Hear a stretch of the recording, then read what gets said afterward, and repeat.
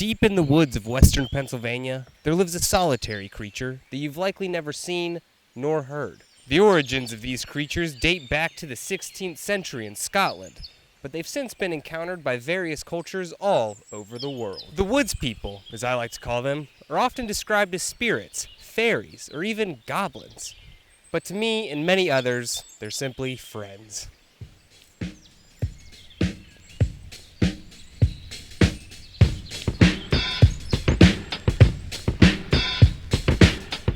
Hi, my name's Reese. You might know me from the soon-to-be popular web series Cobblestone, about a couple of substance-abusing slackers solving paranormal mysteries in their neighborhood. I know. Sounds a lot like my personal life, too. What you might not know, however, is that much of Cobblestone is based on factual urban legends and folklore that have been passed down from generation to generation. In the next few weeks, I'll be sharing some of the legend and lores that inspired the web series, all leading up to the eventual release of Cobblestone 6. So, stay tuned, please. Today we're talking about the Woodspeople, as seen, or heard rather, in Cobblestone 3. Interestingly enough, I have no recollection of making up the name Woodspeople. Like, I'm pretty sure that I got it from somewhere, but I don't know where. And when I started doing research for this video, I couldn't find a single reference to a woods person of any sort in any urban legend, with the exception of the Woodman from Netflix's Hilda show, which is basically the same thing. Also, highly recommend that show, it's adorable. But I kept digging, and soon I uncovered an old tale from Scotland and northern England of a small creature known as a brownie. Brownies are what is known as a tutelary spirit, sort of a protector or guardian of a place most often. They're very small, often covered completely in hair, and usually wear nothing but rags. Brownies are only active at night when the homeowners are asleep, at which time they get to work performing various household and farming tasks like cleaning or chopping wood or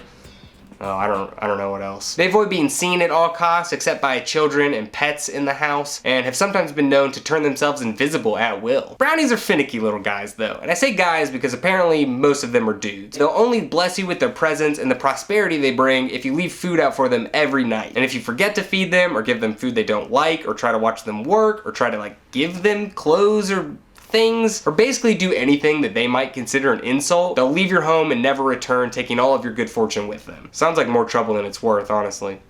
So I'm gonna tell a little story. You want me to look at the camera? No, you can look at me. Once upon a time, about a year after we moved in together, you came into our bedroom and said, "You know what really amazes me so much? We've lived here together for so long, and the toilet has stayed so clean. So clean, we've never had to clean it." And I thought, are you kidding me? And then I think I said something like, "Oh yeah, there must be a toilet fairy that comes to clean the bathroom once a week. Definitely not me." So what I think is actually happening, there was never any mystical creature. It was just made up by men who didn't realize that their girlfriends or wives were actually just picking up their shit. Alright, well, that's enough of this interview. Thanks for your help. But what's most interesting about the Brownies is that they're found in folk tales literally all over the world. In Germany, they're known as the Kobold and can shapeshift into animals or fire or even humans. Some of them live and work in mines and are said to be uglier than house kobolds, while others live on ships while wearing sailor clothing and smoking pipes. The Nisse from Scandinavia are associated with Christmas and most closely resemble garden gnomes. The Korean Dokabai are also shapeshifters, though they're said to come from discarded household items like brooms or spoons that become cursed by the spirits, so that's kind of weird. Then you got the Menehune from Hawaii that are expert craftsmen and can build entire temples in a single night, and they love to eat bananas and fish. I can't draw bananas, it turns out. And finally, we make it to North America, where the Cherokee told tales of little people living in the lonely parts of the mountain, spending most of their time singing and dancing and drumming. The Dogwood People, as they became known as, seem to be less malicious than their European counterparts, though there are stories of them being tricksters as well. But as the legend states, the Dogwood People are primarily here to teach humans how to live in harmony with nature. However, they don't like to be bothered, so one should never go looking for them. So I'm gonna go looking for them.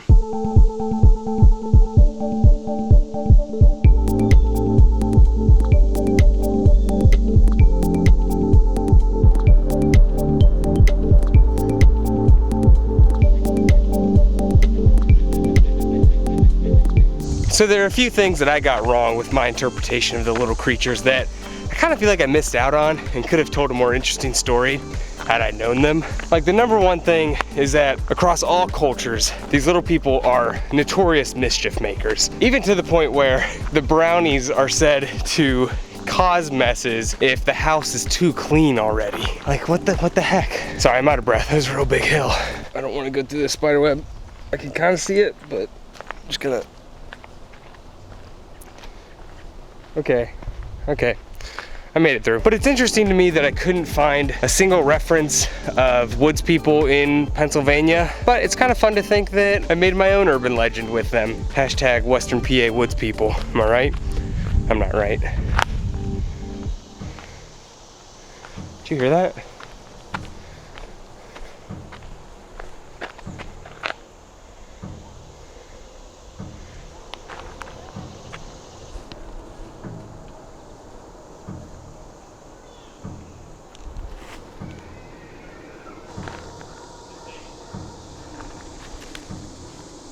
It's got to be coming from over here.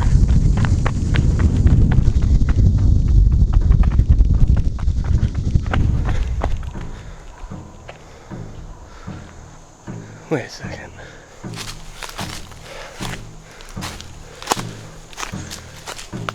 We're getting closer. Every time I feel like I'm getting closer, I swear I heard it. What am I?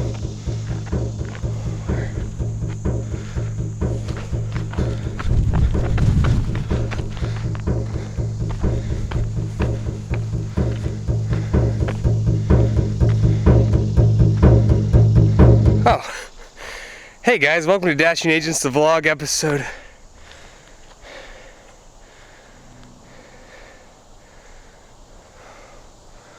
What am I doing here?